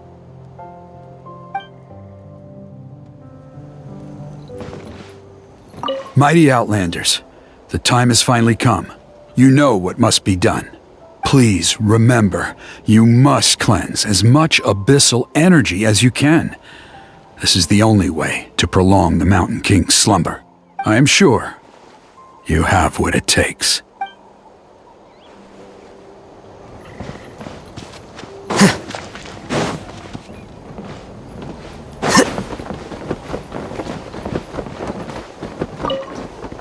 Mr. Traveler, you're finally here! I even dragged my uncle out to watch the ceremony. Although I'd hoped for the Malipo name-bearer to perform this ceremony, that was never anything to do with you, so please don't take it personally. I got thinking last night, and I realized if the lesson of Malipo is to look forwards, then I should accept that my book is gone and start anew. Besides, I'll have even more to write about this time, given this will be our first Turnfire ceremony featuring a flame-bearer from another land. I'll be taking detailed notes. Good luck, Mr. Traveler. You got this.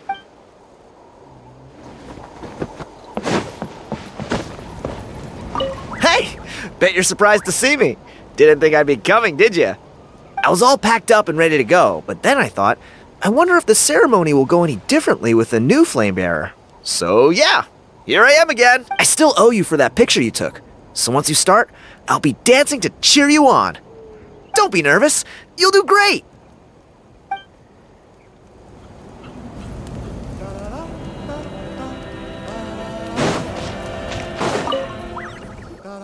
How are you doing? Is all in order? I'm counting on you. Don't forget what we talked about. By past fuel and present flame, life marches ever on.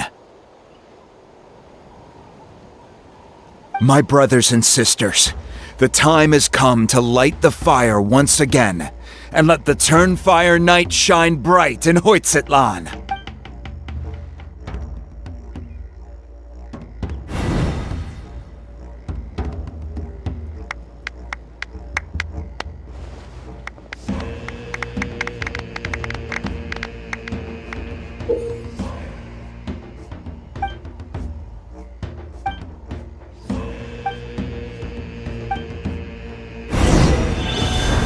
Go get the sacred flame.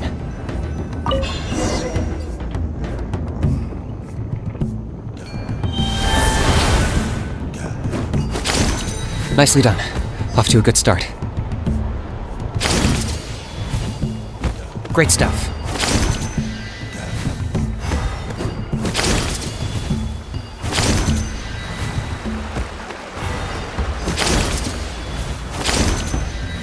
You're over halfway. Keep it up.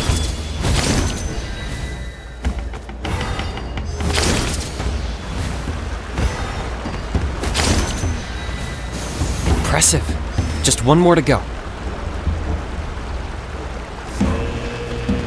Come on, one last push.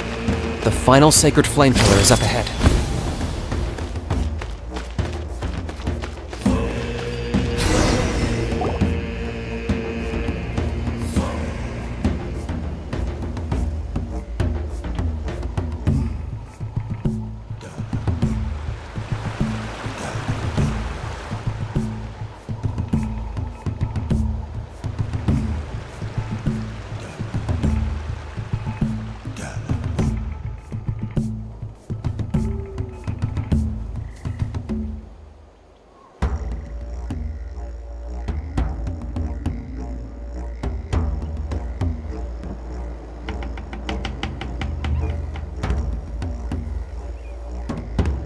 Great! All the pillars are alight. Next, it's down into the canyon and head for the Mountain King's cave.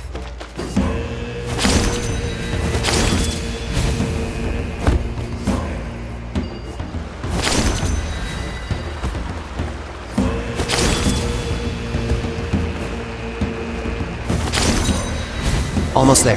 The cave is just up ahead. The Abyss presence is growing strong. We should deal with the contamination first.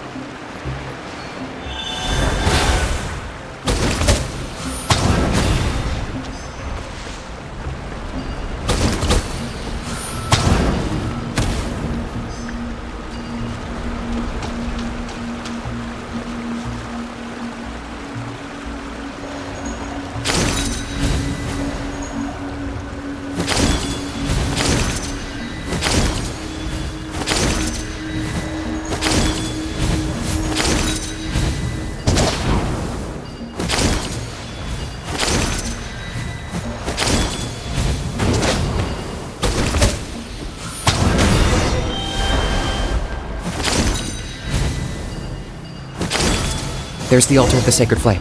Remember, light up the torches around it first.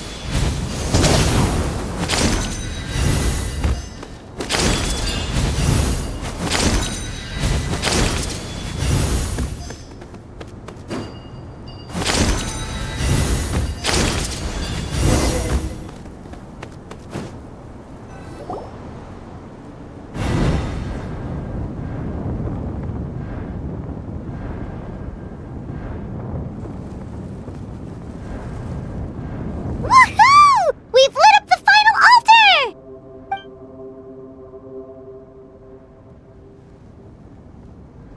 That's the Mountain King up ahead, right? That's him. Kangamato, king of the Yupanqui from 500 years ago. He's very powerful. Paimon can tell. He is huge. Let's tread carefully. We don't want to wake him up. You've made it at last. You did even better than I expected. Traveler, now comes the final and most important step of the ceremony. Please use the power of the sacred flame to cleanse the Mountain King of abyssal filth. There's no need this time.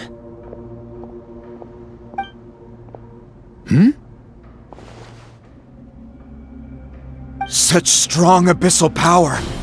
What is that thing? Kinich, what is the meaning of this?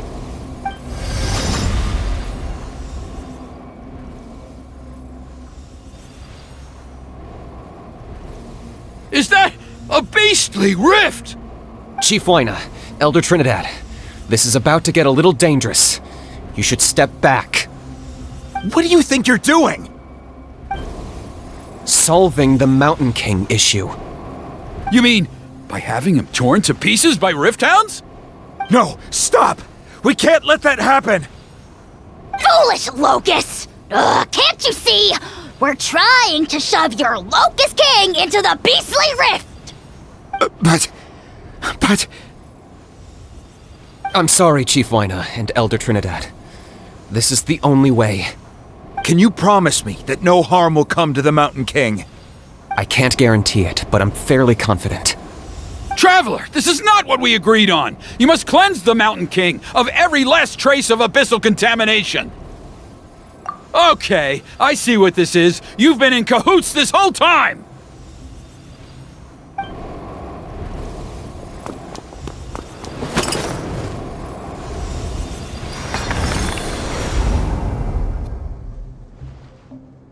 Ugh, you imbecile! What have you done? Oh no! The device is destroyed! You forced my hand. I had no choice. Elder Trinidad! What are you doing?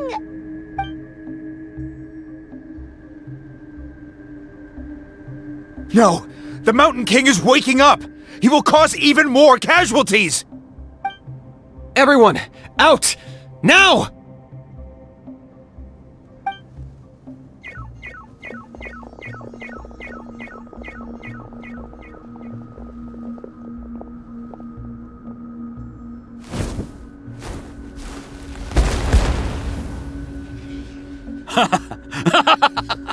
Oh, it seems there's only one way to awaken you all from your willful blindness. More sacrifices must be made.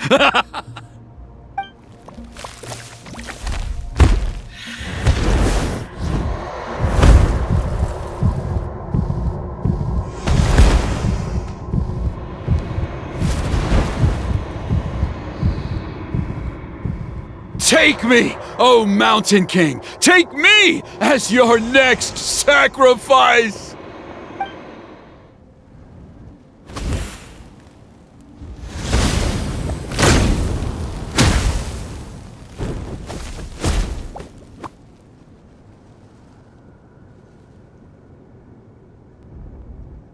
Everyone's still outside. We have to keep the Mountain King here. Give me a hand. Taking a turn for the better. The Temple of Wisdom! Locked on.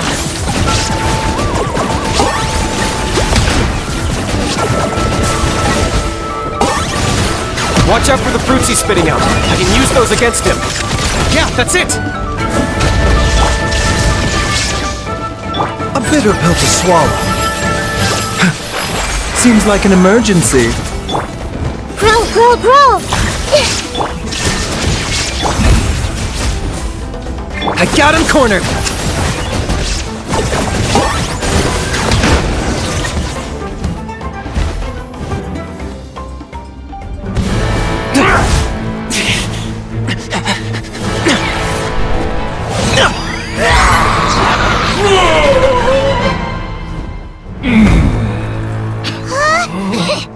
What do we do? We can't open the rift!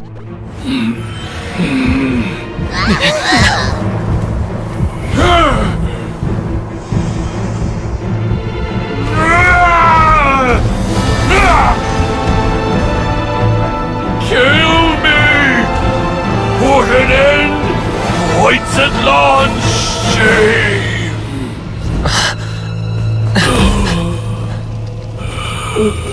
By past fuel and present flame, life marches ever on. Oh, Burkina, I must atone.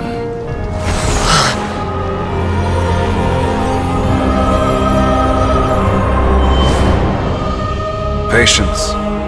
We will answer to the fire for all our deeds.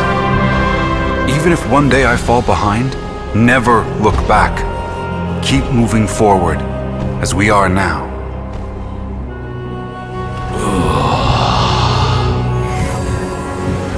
Live with your guilt and shame.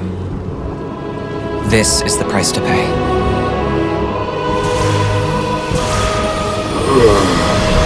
Heir to the Turnfire, please use my ruined vessel to train the heroes of the future. The will of Kangamato will march ever on, till the abyss is stamped out.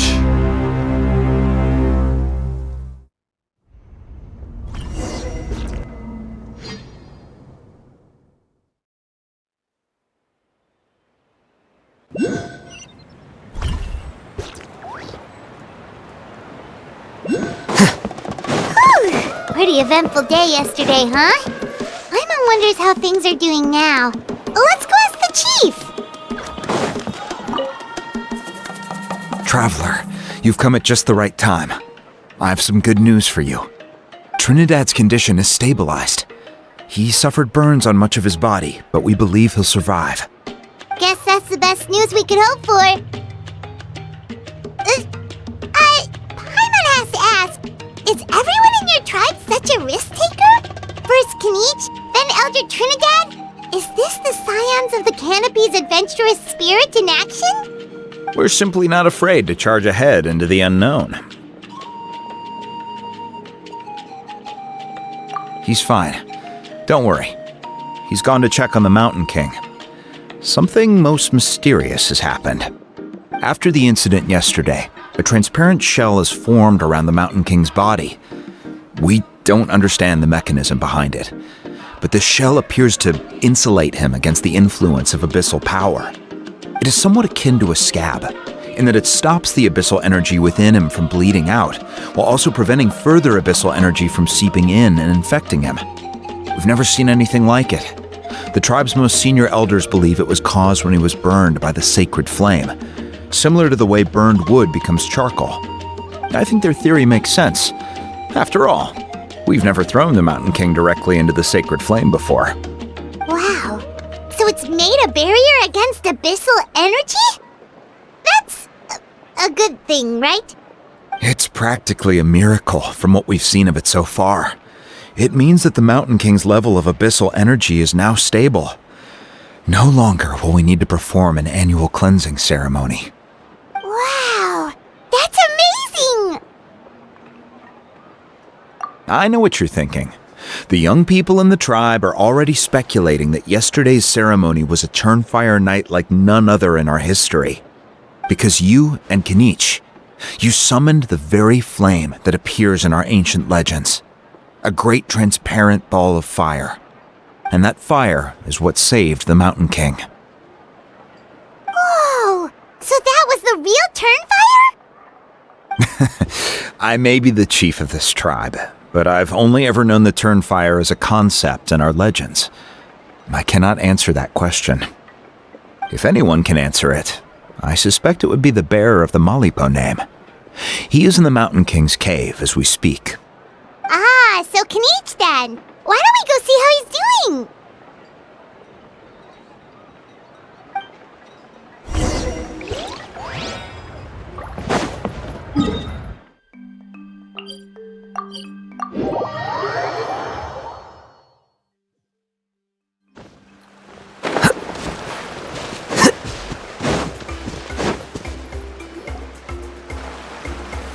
Hey, Kinich! Hey yourselves. You two doing okay after yesterday? We were gonna ask you the same question. You scared Paimon half to death when you rushed into the fire. Sorry, I couldn't just stand and watch the Mountain King get burned alive. So you thought you'd try and extinguish the sacred flame with Dendro? Or is that an attempt to make the almighty Dragon Lord Kahulahow die of laughter? The sacred flame only possesses a fraction of the Pyro Archon's power.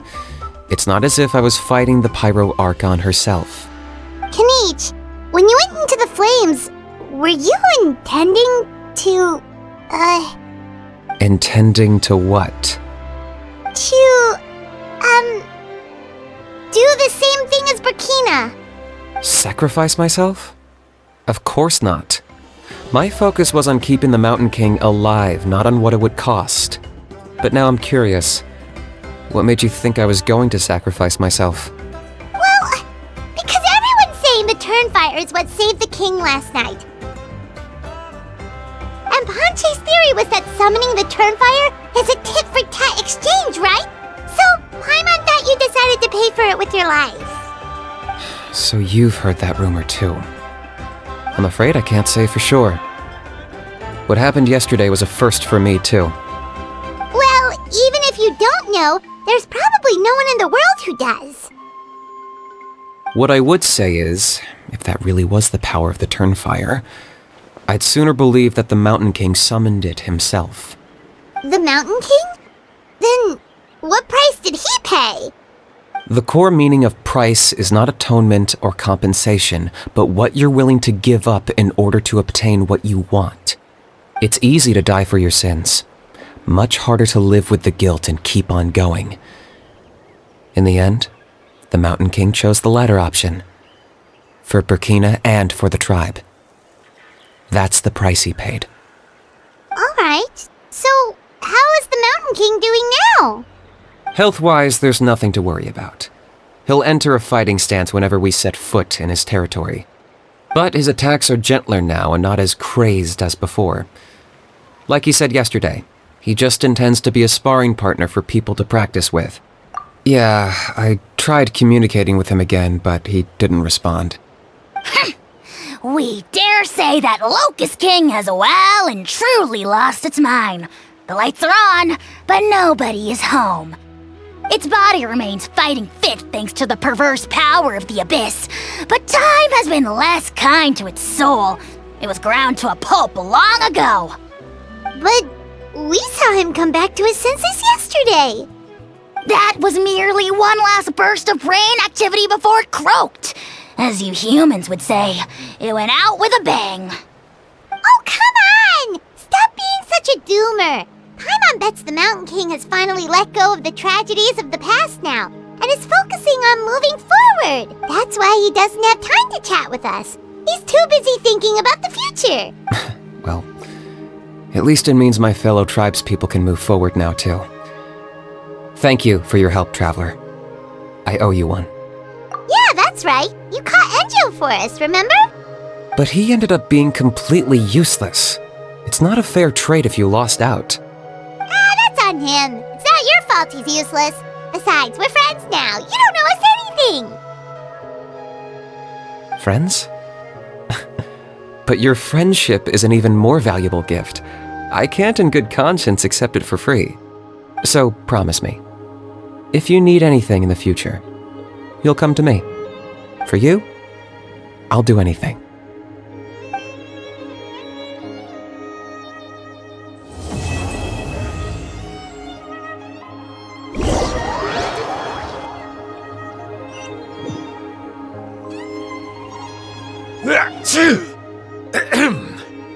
So, in the end, only poor little Huni got the sad ending? Yeah, everyone's happy except me. First Nana, then my dad. Why does everyone in my family have to suffer? Huni, it'll be okay. Your dad will get better soon. Toba, you're my friend, so I shouldn't say this to your face. But it was all the Mountain King's fault. Huh? Now hold your horses, kiddo. If you promise not to fight, Uncle Sanka will tell you a story. Okay, before you roll your eyes out of your skull, I promise you can trust me. I almost got my eyebrows burned off by the Turnfire after last time. That's why I came back, to make it up to you. All right, I'll just get to the point. Do you know what Uncle Sanka loves the most about your people? What? Your extreme sports. Huh? On my first day here, I got hit by someone falling out of the sky. I believe you call it bungee jumping?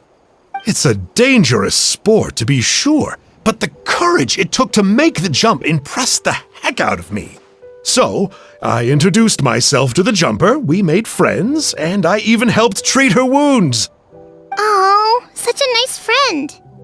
Of course. Anyway, the good times didn't last, because I got captured by a powerful foe, so we had to part ways for a while. In the hands of the enemy, I was scorned, scolded, and nearly given away as a gift. Oh, it was so humiliating. A horrible experience to look back on. Why does Uncle Sanka always have to suffer, I thought. So I feel your pain, Huni. I was in the same position. But in the end, I made it through, and I left all of those painful memories in the past. I even managed to reunite with my friend. Is that it? The moral of the story is to look forward in life, right? Yeah, we've heard that one millions of times. Sorry, Uncle Sanka, but you're not cut out to be a teacher. Very smart, Huni, but not quite smart enough. What I'm trying to tell you is that after I reunited with my friend, I found her injuries were all healed, but she really missed her family. So, I thought you might like to see her too.